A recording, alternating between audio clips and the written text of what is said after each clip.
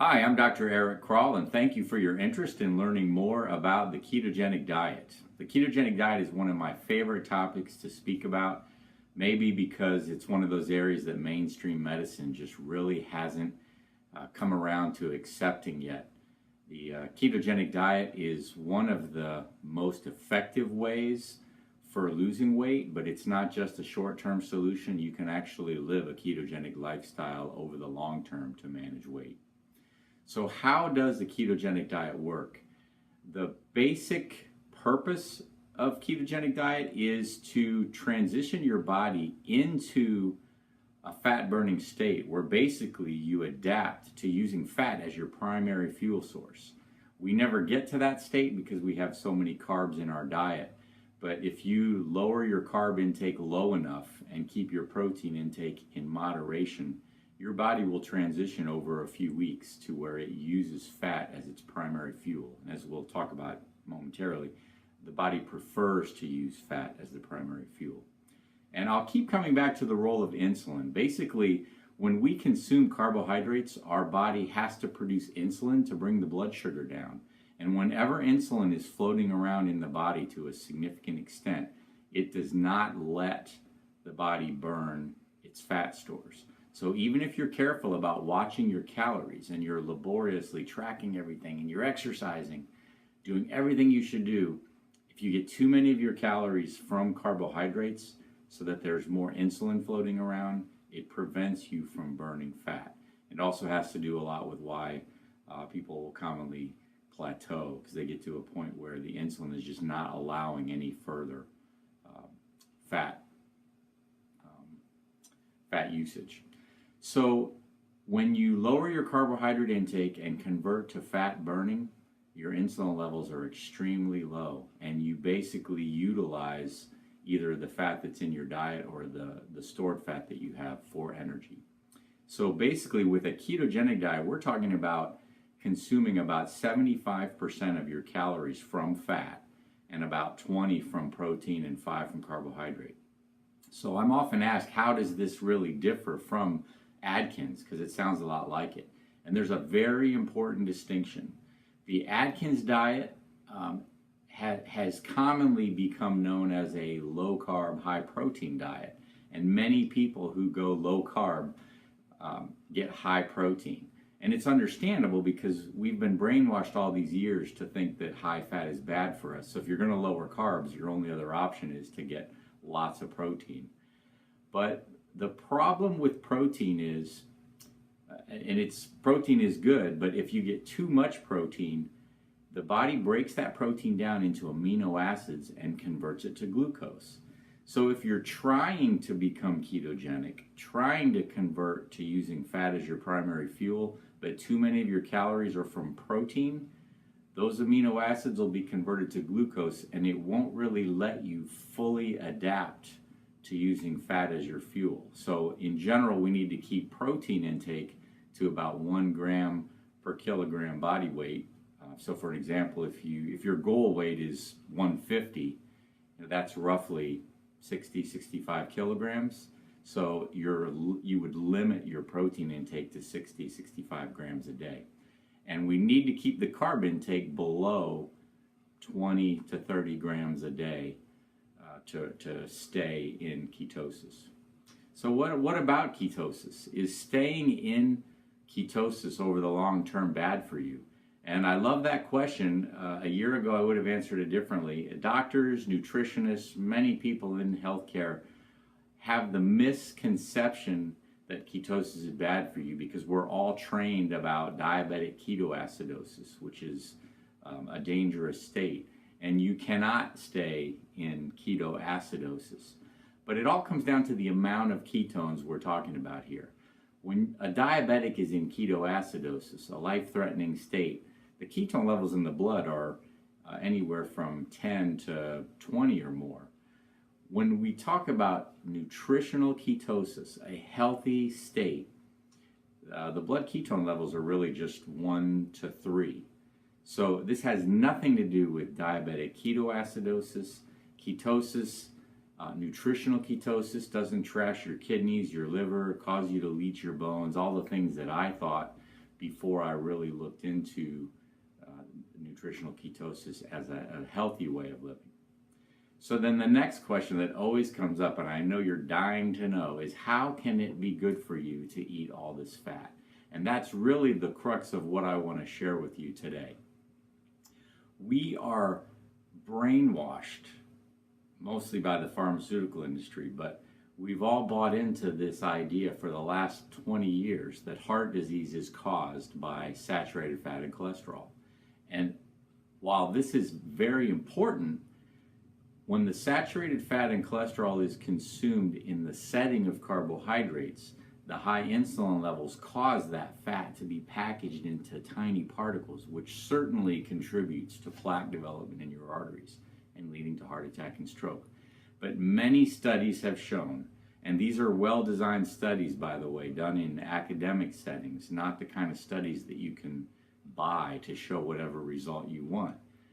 The studies have shown that when you consume high amounts of saturated fat and cholesterol, but in the absence of significant carbohydrates, so your insulin levels are low, ironically, the fat that you're eating mostly is being consumed for energy, so it doesn't matter anyway, but whatever does get packaged and metabolized is in big fluffy particles, which are actually pretty resistant to getting into your artery walls and causing plaque. So many studies in athletes and others who follow a ketogenic lifestyle, ironically, you could measure blood on a regular diet that's 30% fat and 40% carbs, and the amount of fatty acids and small bad cholesterol forming particles would be a lot higher than if you went on a ketogenic diet for 6 weeks or 3 months and did the blood again. The cholesterol levels might be a little higher, but cholesterol is just a number. What matters, and we know what matters, is the size of those particles. So you're much better off, you're more healthy from a standpoint of cardiovascular disease risk if you're getting 75% of your calories from fat, but only 5% from carbs, because of what we've just talked about, with particle size being the most important thing. And the real irony or paradox of all this is, if you're following a ketogenic lifestyle so that your carbs are low and you're using your fats as energy, the very fats that you want to take in are the fats which we've been programmed to think are bad for us.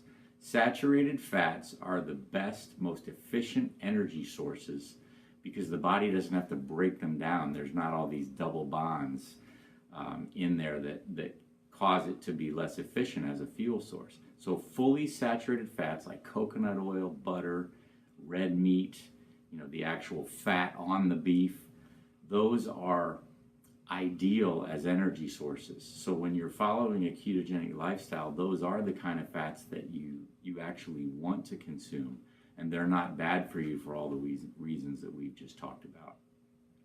So once you've thought about all this and decided, wow, that really does sound good, and I'm going to do a ketogenic lifestyle, how do you get started? Well, basically, you do need to monitor your calorie intake so that you know that you're not getting too many carbs, and you know that you're not getting more than 1 gram per kilogram body weight of your protein.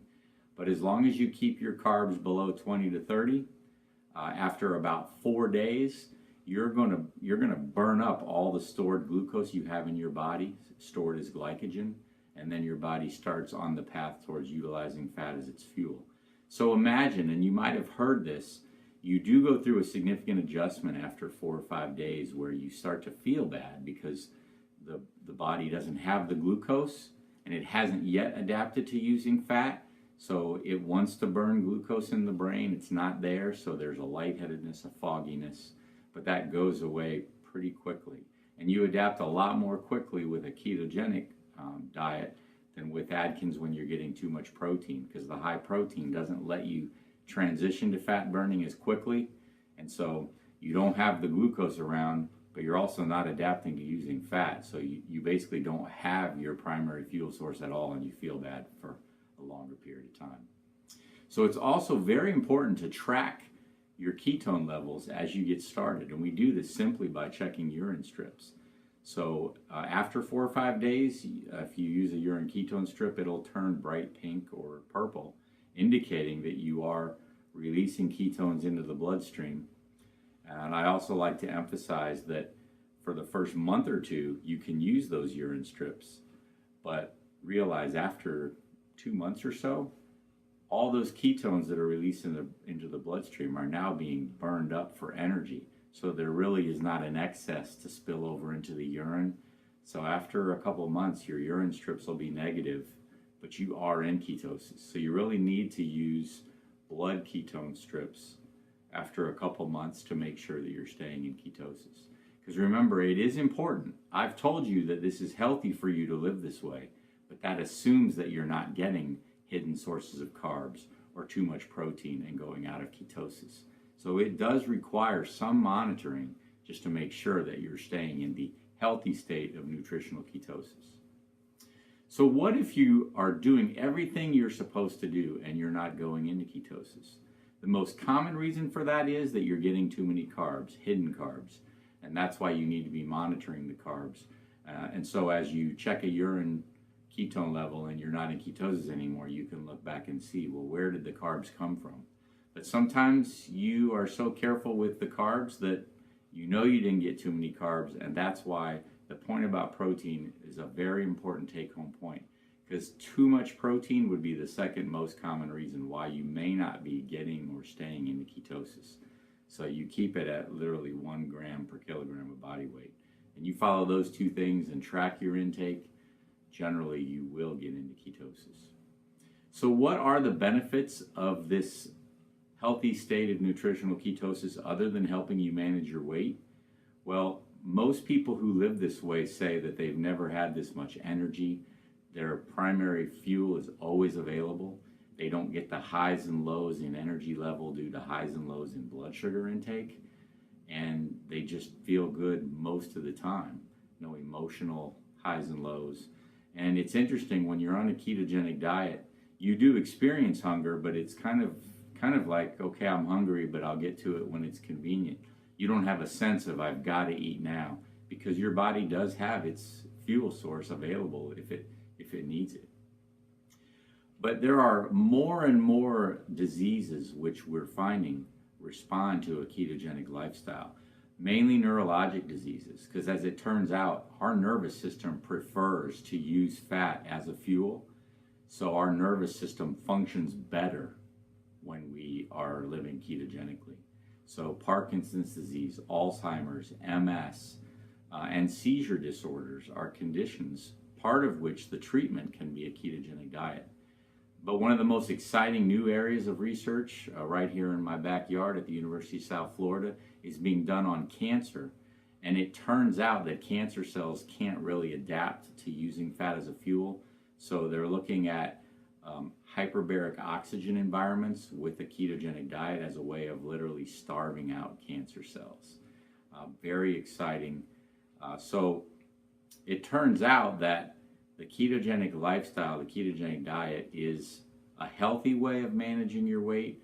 It's a healthy way of living a heart-healthy lifestyle, paradoxically. And if you really are interested in learning more about the benefits, how to do it, I would encourage you to check the following resources.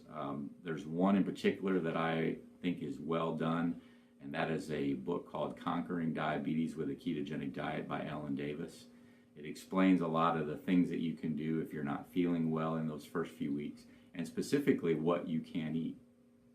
And feel free, if you have more questions, you can email me at drcrawl@mydpcdoc.com. You can get that through my website at www.mydpcdoc.com.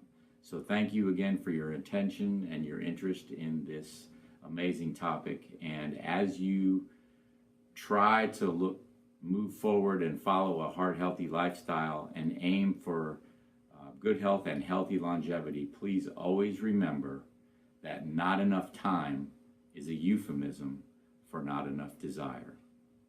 Thank you.